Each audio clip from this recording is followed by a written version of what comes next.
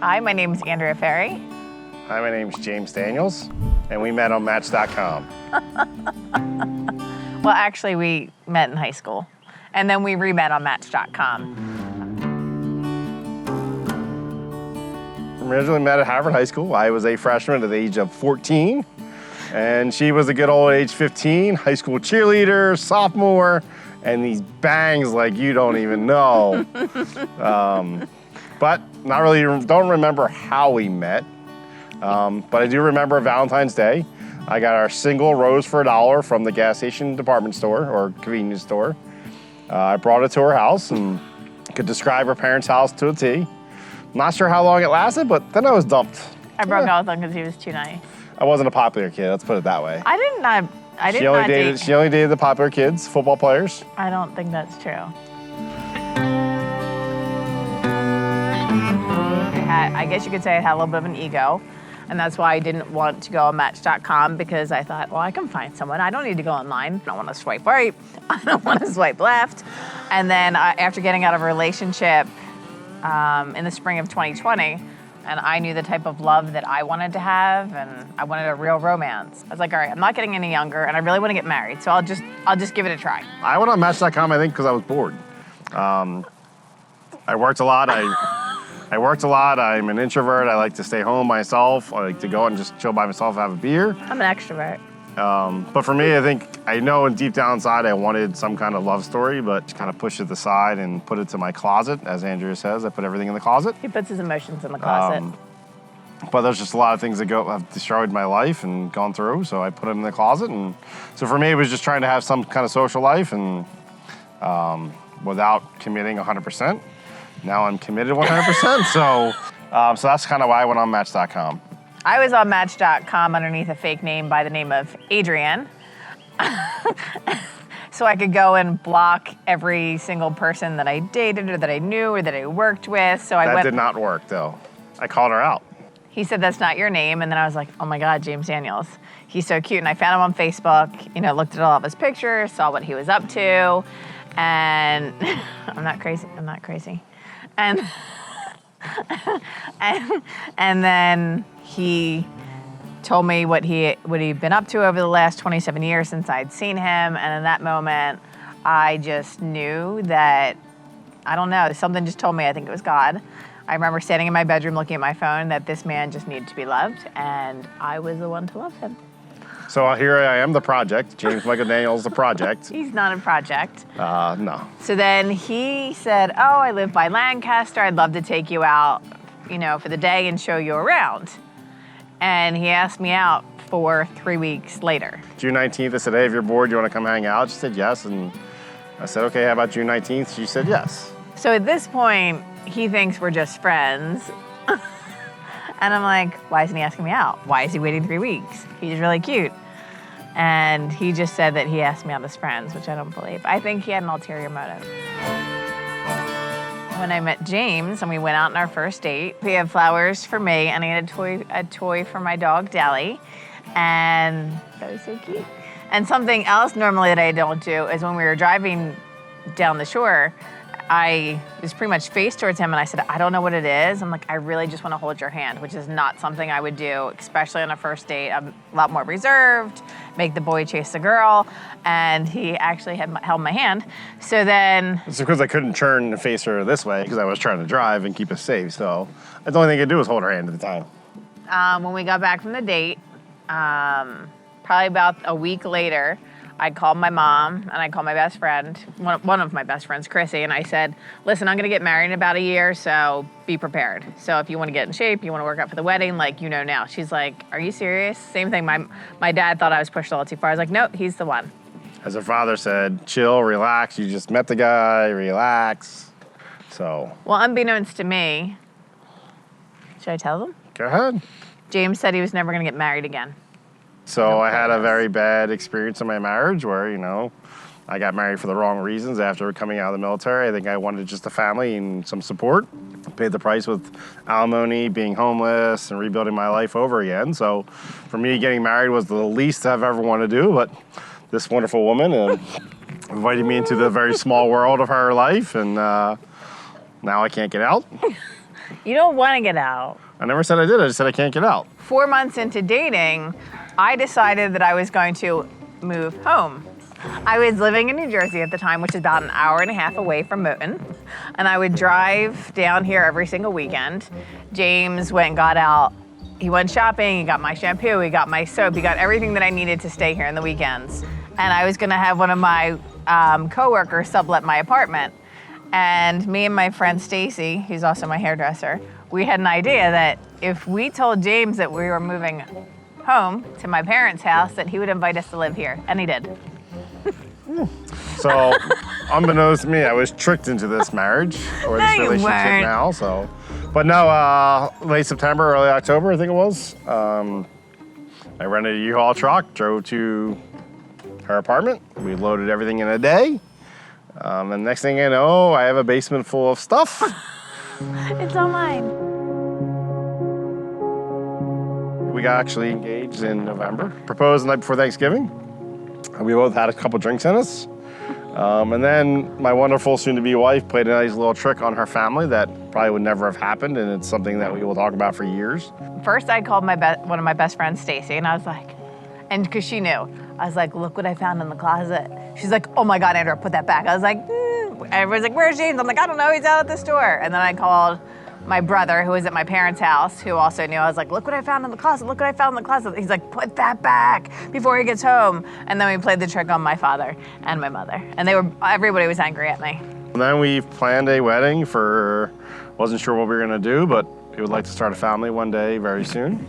So we decided on a 2021 wedding. We're doing August 14th, 2021.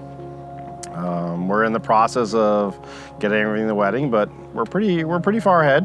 Venue, rehearsal dinner, dress. We're not doing a traditional groomsmen or bridesmaids that we're in our 40s. We don't need the 20-year-old weddings or process of that, but we just want a close family there. With COVID, we're still playing safe around COVID and keeping it very small and quaint, and really developing it to the love and the vows of our marriage instead of just a big party. But we plan to have a big party in 2022 with this big social gathering of her. Yes. So that'll be in the future plans, is to have that. So hopefully Match.com will be there, and we can do a kind of a singles mixer while at our wedding party is kind of the plan we thought about. So Andrea, we'll start with you. What's your favorite memory with James? Whether it's like recently or like back then or whatever. This one, I don't know if we'll record it, and then if you don't want to play it. You can do whatever you want, babe. Yeah. We were actually sitting right here on the porch, and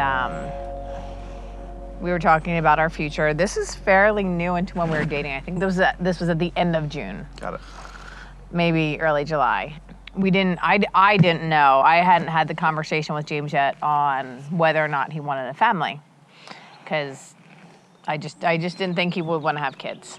And when the subject came up, I had said to him, you know, if it comes down to us being able to have kids or having you, I wouldn't trade you for anything. So if it's just you and you don't want to have a family, that's fine, because I love you and I want to be with you. If you want to have a family, that's great.